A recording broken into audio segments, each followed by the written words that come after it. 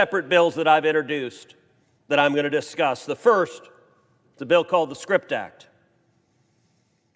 For years, we have known that China's surveillance state and censorship practices are used to maintain its human rights violations.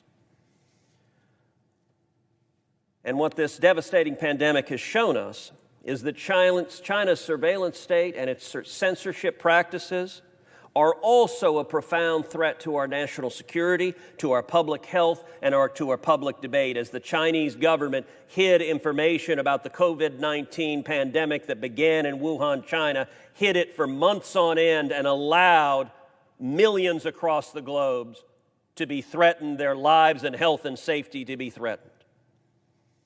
And in addition to their espionage activities, the Chinese Communist Party invests billions into spreading propaganda, even using American media outlets, telecommunication infrastructure, movies, and sports teams to spread their propaganda, from buying media outlets so that they broadcast propaganda into America, to coercing Hollywood studios and sports leagues to self-censor by threatening to cut off access to one of the world's largest markets. The Chinese Communist Party spends billions and billions of dollars to mislead Americans about China and to try to shape what we see, what we hear, and think. All of these activities are part of China's whole-of-state approach to amass influence around the world through information warfare. And we need to stand together to stop it. That's why I will be momentarily asking for unanimous consent on the Script Act, which would cut off Hollywood studios from the assistance they currently receive from the U.S. federal government if those studios allow the Chinese Communist government to censor what they're producing.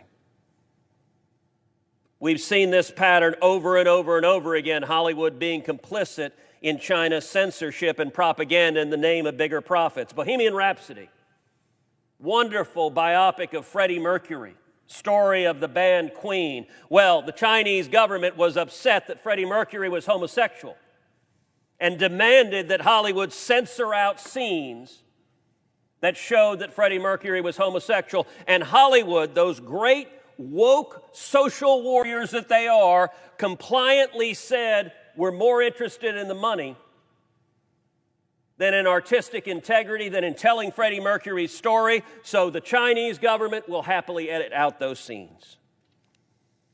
Doctor Strange,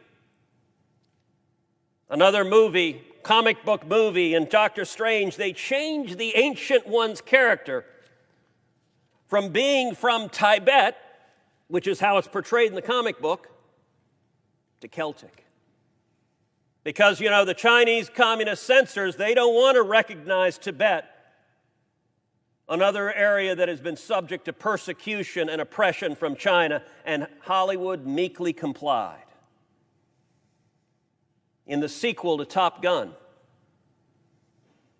the back of Maverick's jacket, if you remember the first Top Gun, maybe the greatest Navy recruiting film ever made, the back of Maverick's jacket, you find the Taiwanese flag and the Japanese flag. The Chinese censors didn't like that, and so Hollywood meekly removed the flags.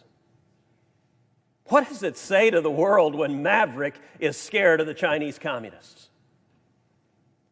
And I would point out, unfortunately, the Chinese censorship is being carried out by Hollywood billionaires who are getting richer in the process. In recent days, it's been reported that one of Joe Biden's top potential choices to be ambassador to China is the former CEO of Disney, who happens to be a major Democratic donor.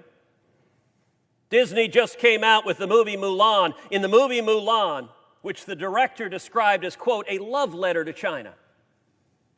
Well, this love letter wasn't subtle, because right in the credits at the end of Mulan, they thank the oppressive government forces who are running concentration camps right now with over 1 million Uyghurs imprisoned. Disney gleefully thanked the jackbooted thugs that are carrying out torture and murder, and apparently the leader of that effort is one of the top candidates to be America's ambassador to China.